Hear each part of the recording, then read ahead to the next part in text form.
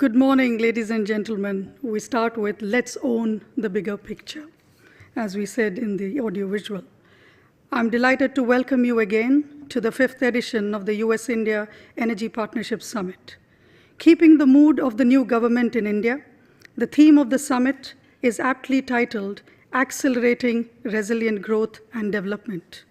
It has been a challenge to convene the summit around the same time as the Honorable Prime Minister Modi's visit to the United States, but we've done it. However, your presence here reinforces the fact that the issues that we are going to discuss and deliberate over today and tomorrow are relevant and critical. Thank you all for joining us. May I request Dr. Pachauri, President, TERI North America, to address the August gathering and give a formal welcome to you all.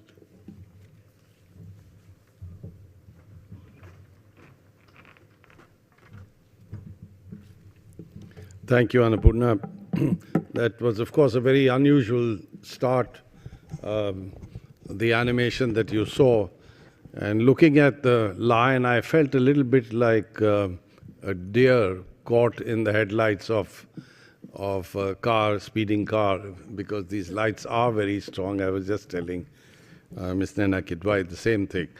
I'm delighted to be here, and it's really gratifying that we are holding this event, as Annapurna said, at a time when clearly the issues that we are going to be discussing are acquiring a much higher level of relevance.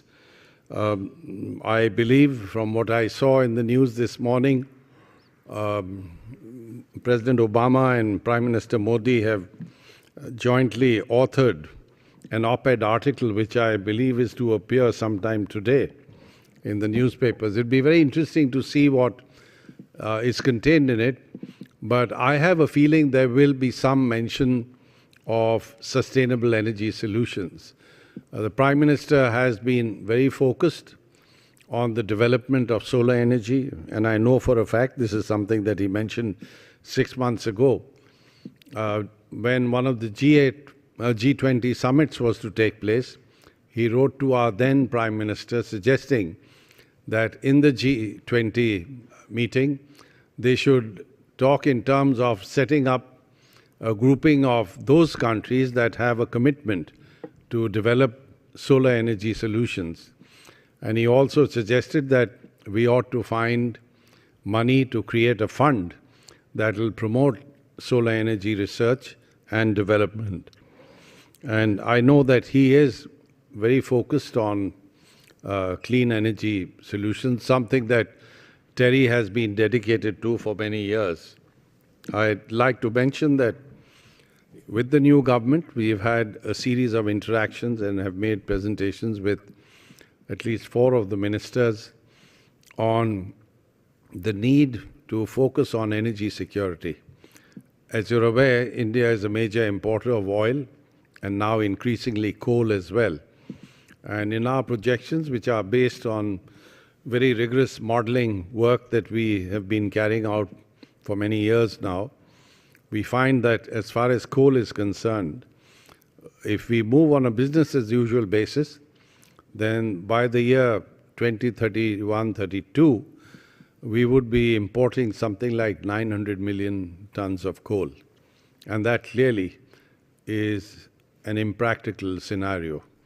However, to see that we don't run into a problem in the future, it's critically important that we start moving towards clean energy solutions.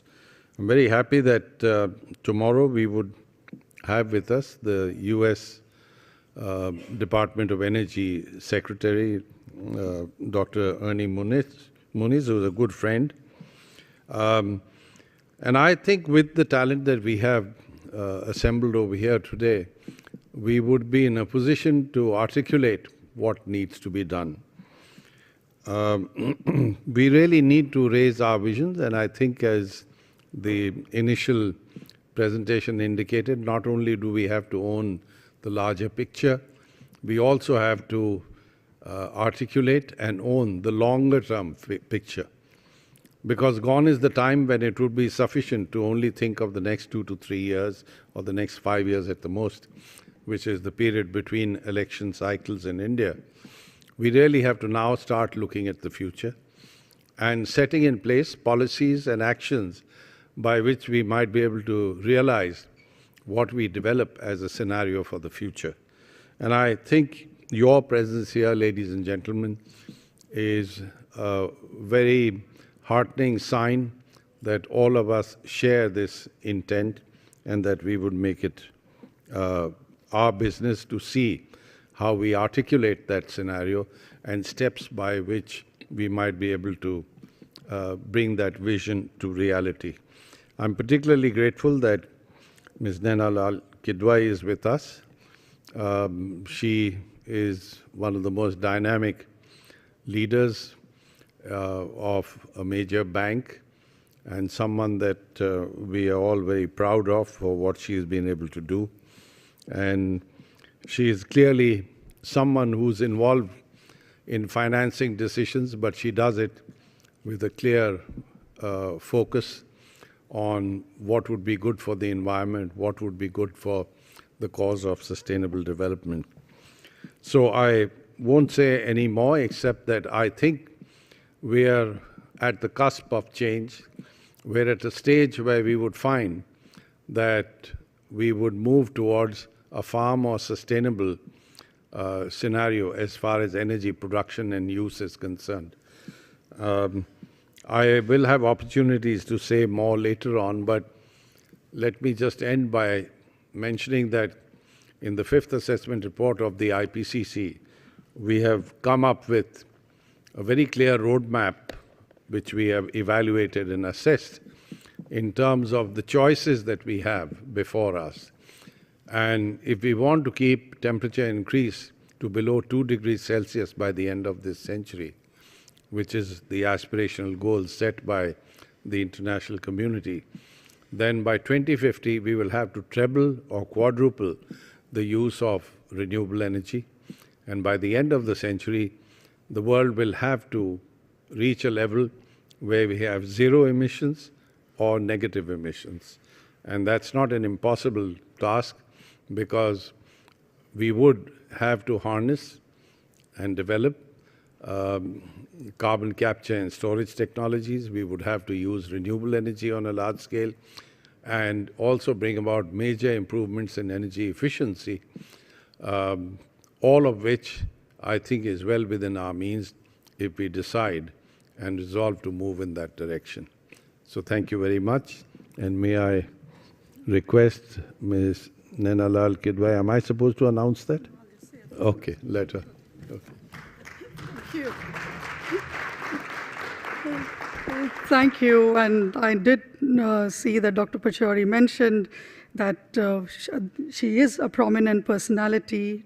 She is dynamic. She's taken her financial decisions in a different way. But I don't know, many of you know that the media in India and internationally call her the corporate diva. Well, I have read it from the nets. She's the first woman to guide the functioning of a foreign bank in India, perhaps the first woman in India to have moved to Harvard and studied in Harvard. So she has a lot of firsts, and many of the Indian women, including I, are her fans. So as a member of the TERI Advisory Board, former member of the TERI North America Board, and the immediate past president of FICCI, may I invite Naina Lal Kidwai, Chairman HSBC and Director HSBC Asia Pacific, Naina ji, to flag off the summit.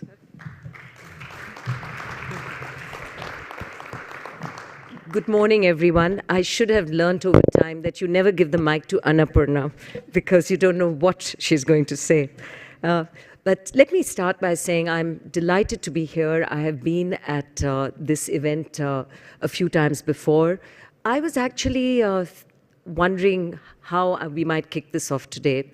And I thought I'd do a little work to find out where this new government stands on a number of matters to do with what we are looking to take forward in terms of the environment agenda in the country.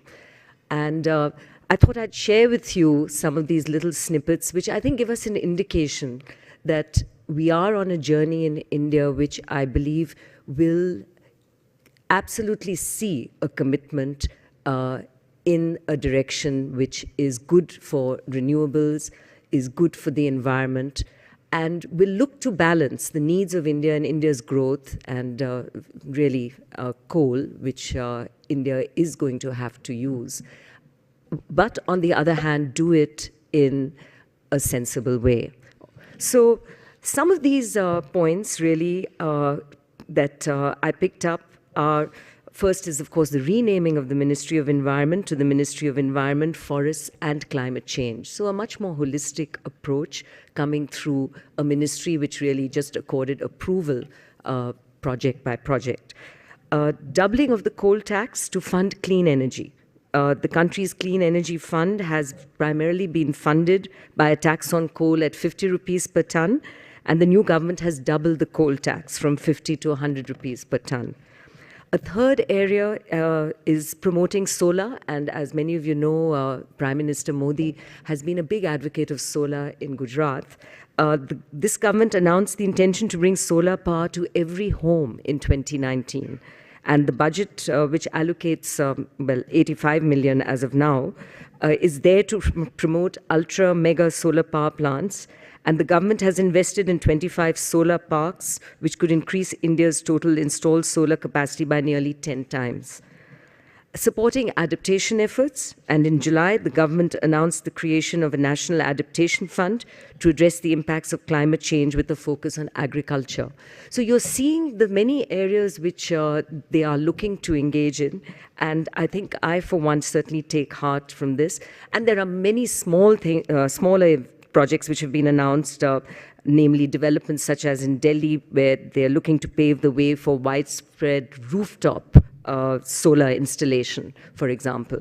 So let's see as this evolves, but I think for those of us who continue to engage with India from afar, those of you who are here in the US, I think the opportunity to put those ideas and thoughts into this discussion, into the policy and vision going forward is going to be important today.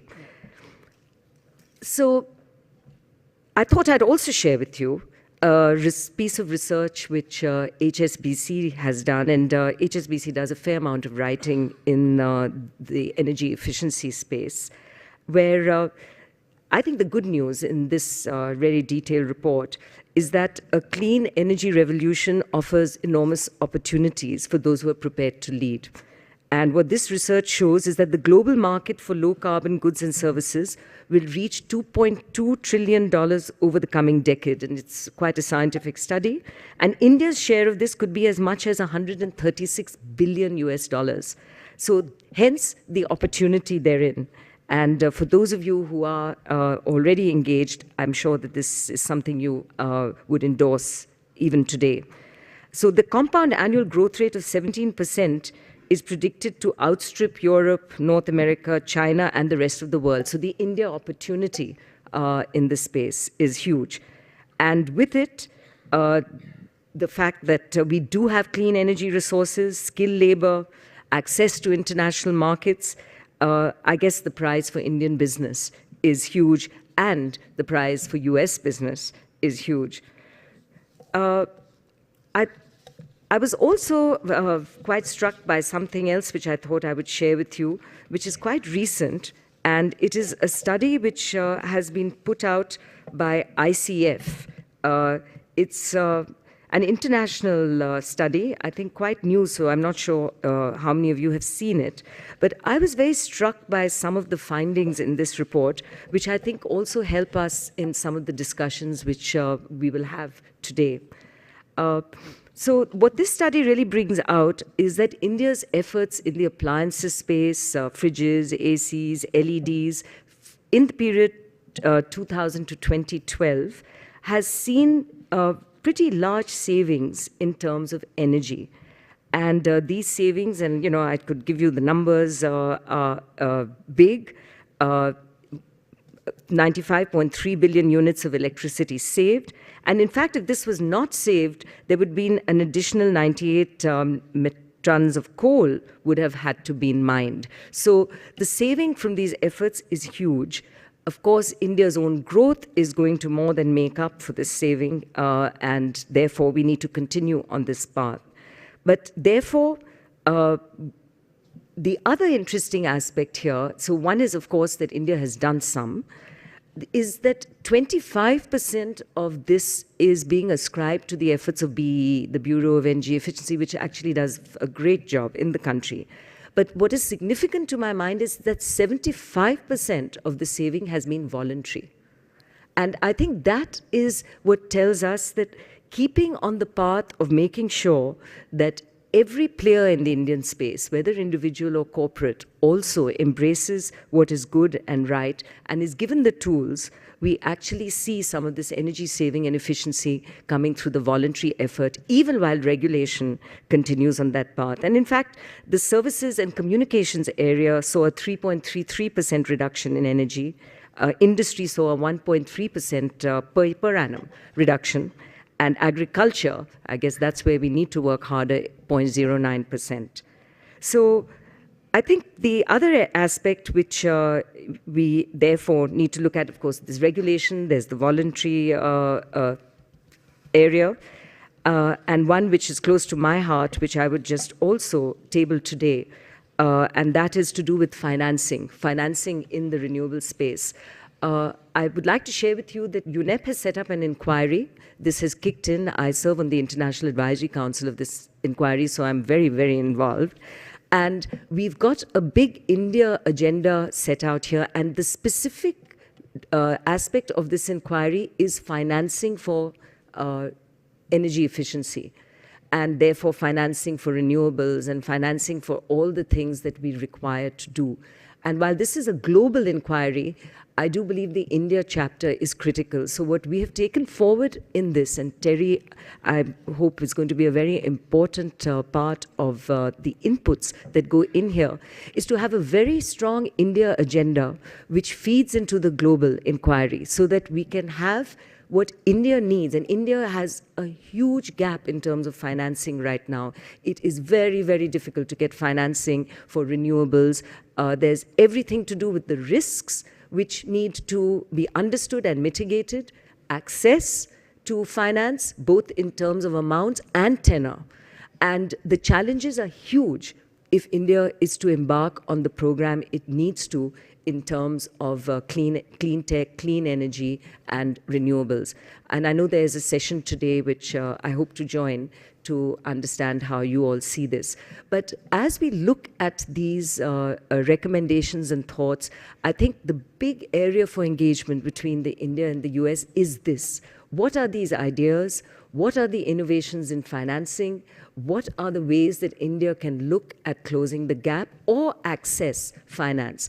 We have multilaterals that step in and actually have done a fair bit, but we need more. So what are those areas? How can India better access some of the green climate funds that have come up?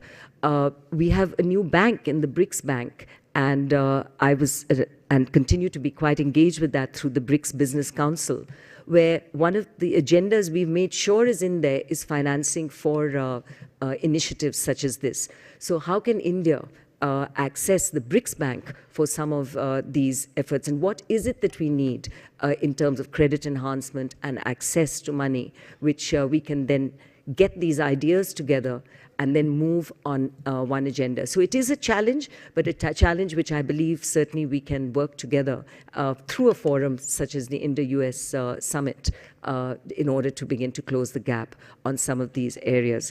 So let me end here to again really say that it's wonderful to see this particular engagement, Annapurna, which you continue to drive with the effort you do.